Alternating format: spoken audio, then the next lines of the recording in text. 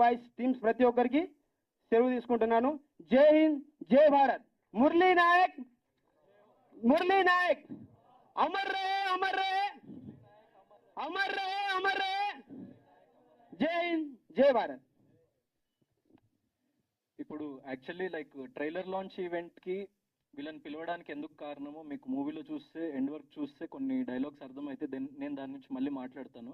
కానీ అమ్మ మీరు అన్నట్టు మీకు ఒక్కడే కొడుకు అనుకోకండి.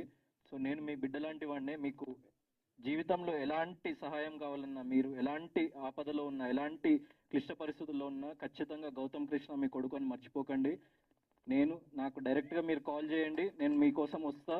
నేను ఎలాంటి సిచ్యువేషన్లో ఉన్నా, ఎప్పుడున్నా కూడా మీరు నాకు తల్లిదండ్రులే. ఎందుకంటే మీరు దేశం గర్వించే కొడుకును కన్నారమ్మా. తప్పకుండా వచ్చిండేది. మాకు బెంగళూరు పిలిచినా కూడా మేము అక్కడ క్యాన్సిల్ చేసి ఇక్కడ వచ్చినాము. ఎందుకు వస్తానంటే మీ గౌరవం కోసము. మాకు కొడుకు ఇచ్చినాడు, ఇట్లని మేము వచ్చినాము. అమ్మా తప్పకుండా చూడాలి, ఈ సినిమా తప్పకుండా చూడాలి. థ్యాంక్ యూ అమ్మా. అండ్ ఇలాంటి కొడుకులు ప్రతి ఇంట్లో ఉండాలని చెప్పేసి నేను కోరుకుంటున్నా.